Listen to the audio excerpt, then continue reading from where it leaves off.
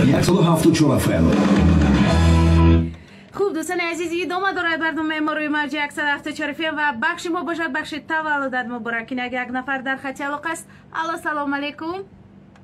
سلام علیکم. اپای بانو درخشان باز هم سهراب خیره. سهراب جان شما به من عنوان تازه دادید نه اپای بانو درخشان چی خیلی فهمیم اگه انشاءالله که این 2024 با فکر من که با همون چیزای نو میشود. آها شما گفتنید که اپای بانو درخشان این مود میشود در سال 2023 نه شنونده عزیز؟ بله بعد ما راستی که اپای درخشان همین یک نفره که از شهر روسیه خواهی چیگم از گرمانیا یا که از اوکراین یا که از دیگه دولت وقتی که با من می نویسن یا که زنگ میزنن میگن که اپای سهراب من مخلص اپای درخشان من مخلص شما باور کنید که قبط گوش میکنم اون گمان میکنم که یک نفر با من میلیون پول روان کرده گشت.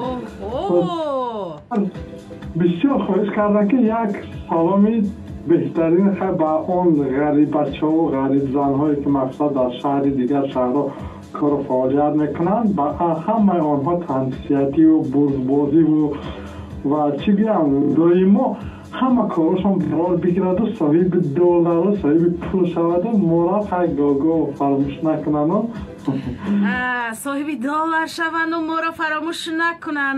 دیدید شما چی خیر یکی باور کنید که همین یک عکسی که من با شما گرفتم نگاه کنید که چقدر مخلص چقدر من دیگر چی گفتنم رو هم نمیدونم. خیلی عینی ها در بیرون هستن در بالی برف گمان نکنم که من در بهار و در تابستان در بیرون باشم. سلامت باشید سهراب جان تشکری زیاد میگم و دور دراز با شما صحبت کردن نمیتونم به خاطر که شنونده های دیگر نیز هستن آنها شاید محتل میشوند شاید مرا حقارت میدن و دوست عزیز یک نفر دیگر اینجا در خط علاقه است و عذر میپرسم از بچه هایی که در اینستاگرام اینشا کرده ایستادن. من حتما که اسمس شما رو قرائت میکنم. خوب رفتیم این نفر رو گوش میکنیم. الو سلام علیکم. خوش آمده. روزتون بخیر باشد. امروز یک جهانچه من زادروز دارد حدیث بانو بسیمی 9 سالگی میرسد. میخواهم که شما از زبان شیطان تحریک کنید. اسمشان را کی گفتید؟ حدیث بانو. حدیث بانو. خوب تشکر زیاد میگم برای زنگ تلفنیاتون و دوستان عزیز. حدیث بانو امروز زادروز دارند. بگذار مثل کتاب بگذار مثل حدیث هایی که در هر یک کتاب های مقدس انشا شده است مثل همان باشه، پر ارزش باشه، پر از سحر باشه، پر از پند و حکمت باشه. حدیثات جانی عزیزم زادروزن مبارک. یک نفر دیگر در خط علاقه. الو سلام علیکم. خوش آمدن بانو. اپی درخشان شما ساز من. تشکر زیاد خیلی خوبم. ما یک چیزی گفتنی دارم. مرحمت. شنبه نویمن اوسیه از کارمندانی امی امروز بسیار خواهش کلام میکنم که امی بسیار ترک امی بایده ازبکی هم گذارنده میشه و یا نه. سلامت باشید. چرا نه؟ مخصوصا در برنامه ما شما میتوانید که سروده های ازبکی درخواست کنید. اینک سروده ازبکی مخصوصا در برنامه من جای داده شده است که همه روزا من پخش میکنم.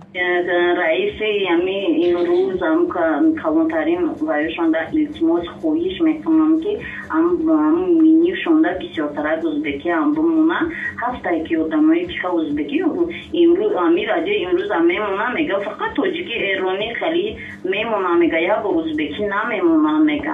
سلامت باشید. تشکر میگم شنونده عزیز و یکن حتما که می شود تمام روز ما نمیتوانیم که یک ازبکی یک تاجیکی پخش کنیم به آن خاطر که یک تاجیکی یک ازبکی یک افغانی و چند زبان دیگر.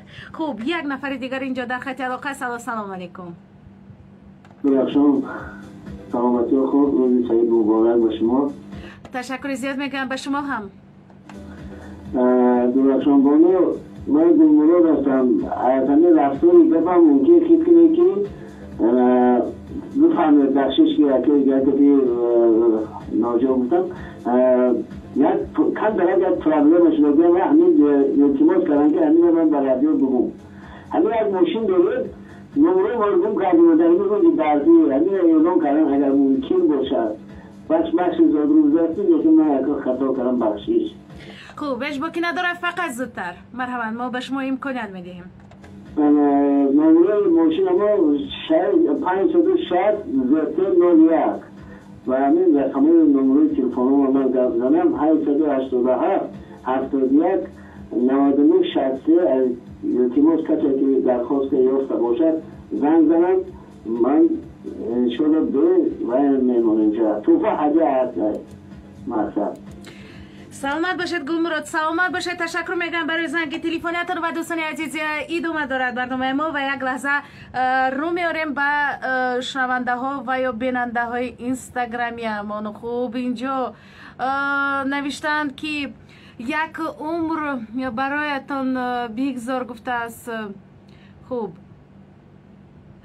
به شما همیشه من یک برایتان یک دنیا شادی یک دشت آرامی یک دنیا خوشبختی یک کوه گفته سلامتی یک آسمان آرزوی زیبا تمنا دارم رج گفته است این گفته ها رو شنونده و یا بیننده اینستاگرامی ما و چون زیاد هستند اینجا خدا زیبا و پر نور باشد گفته است یک نفر دیگر من یک خواهش دارم گفته است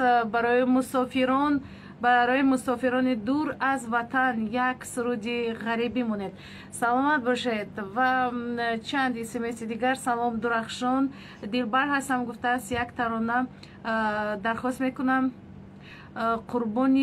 قربان علیف پخش کنید گفته است سلامت باشید تشکر میگم برای اسمس های بسیار زیباتون پرمعوایتون خوب سهراب بابایف